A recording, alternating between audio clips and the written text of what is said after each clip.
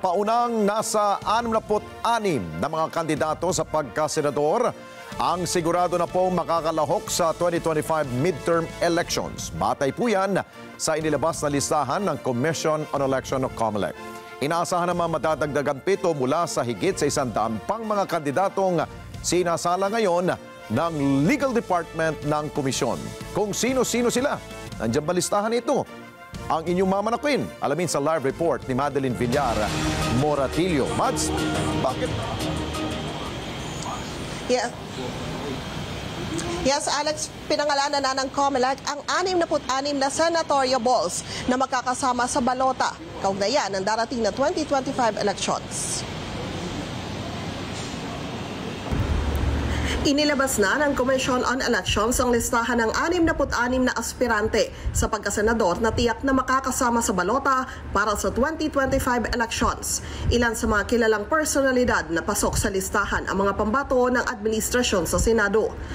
Kabilang dyan, sina dating DILG Secretary Benhur Abalos, Makati City Mayor Abby Binay, Congressman Erwin Tulfo, Congresswoman Camille Villar, re-electionist senators na sina Pia Cayetano, Lito Lapid, Bong Revilla at Francis Tolentino. Maging mga nagbabalik Senado na sina dating Senators Panfilo Lacson, Manny Pacquiao at Tito Soto. Pasok rin sa listahan ng presidential sister na si Senator Ivy Marcos na isang re-electionist. Sigurado na rin sa balota ang mga re-electionist na sina Senators Bongo at Ronald De La Rosa.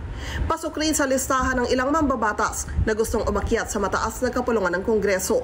Ito'y sinasagip Party List Representative Dante Marcoleta at One Rider Party List Representative Bonifacio Bosita. Kasama rin sa listahan ang aktor na si Philip Salvador, host na si Willie Revillame, Doc Willie Ong, retired Colonel Ariel Querubin at mamamahayag na si Ben Tulfo. Pasok rin sa balota ang mga transport group leader na sina Modi Floranda at Marval Buena. Para patunayan naman ng COMELEC na hindi nila pinagbabatayan ang kakayahan sa buhay ng isang kandidato, kasama sa inaprubahan ang labor leaders na sina Leo D. De Guzman at Ronald Adonis. Maging ang mangingisda na si Roberto Balyon na isang Ramon Magsaysay awardee, sigurado ng pasok sa listahan.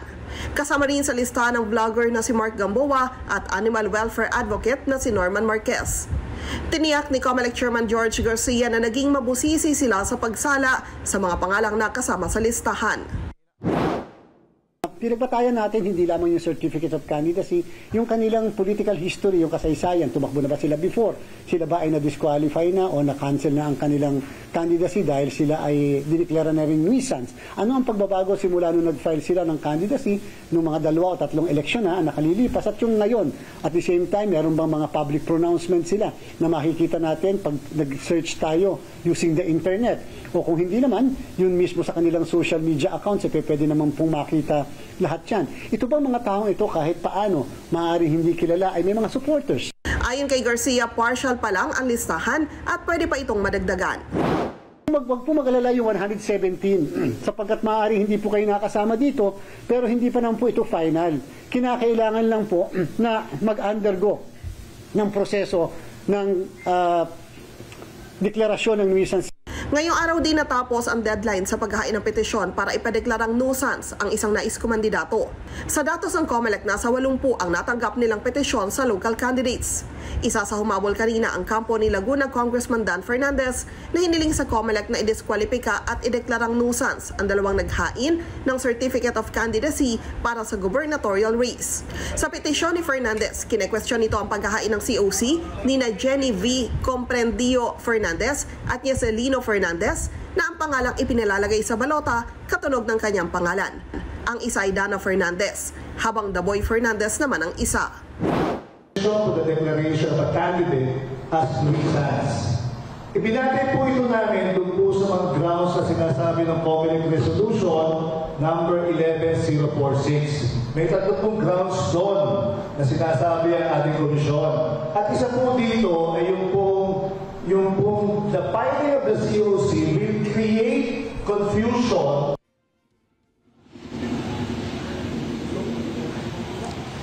Tiniyak Tiniyak ng COMELEC na bibigyan nila ng sapat na panahon ang 117 kandidato na hindi nakasama sa partial list na inilabas ng COMELEC at kailangan lang napatunayan nila na karapat-dapat sila makasama sa listahan ng mga papayagan na makatakbo sa darating na halalan. Balik sa inyo dyan, Alex. Okay, Mads, yung sa listahan ng COMELEC na inilabas nila, gano'n na rin ba ang lalabas sa balota, alphabetical?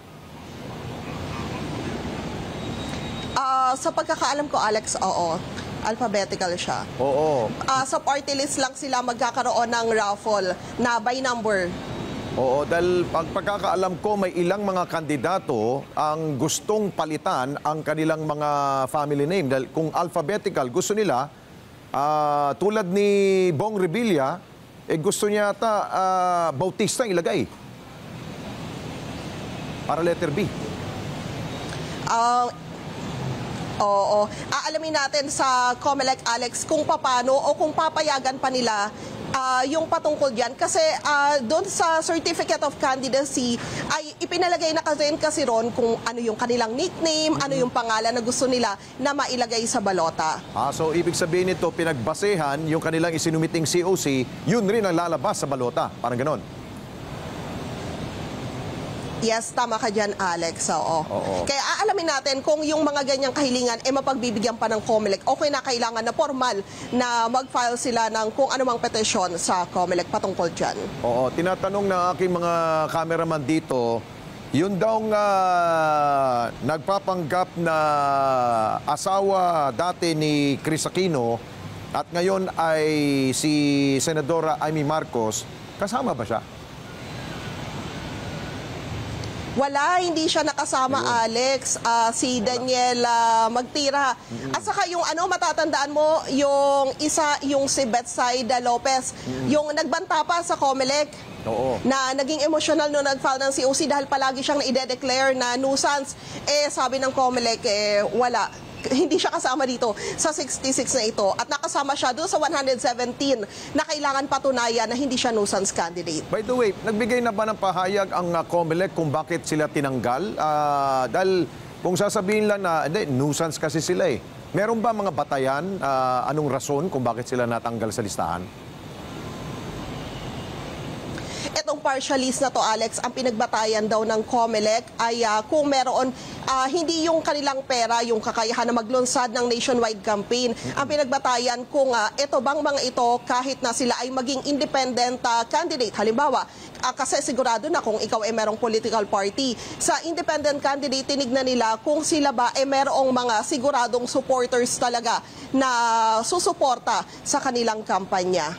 Panghuli siguro, Mads, no? Dahil makailang beses na silang natanggal sa listahan sa pagkasenador, meron bang strike 2, strike 3 na hindi na sila pwedeng mag-file pa ng COC?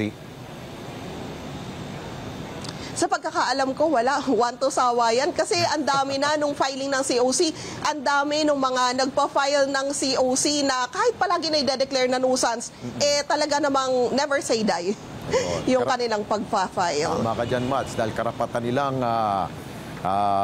na mag-file kahit na ilang beses sila. Okay, maraming salamat sa iyo, Madeline Villar Moratillo. Mata natin dyan sa COMELEC. Maraming salamat sa inyo pong pagsubaybay sa Mata ng Agila Primetime. Para malaman ang matatag, matapang at matapat na mga balita, i-follow lamang at mag-subscribe sa @Net25 TV.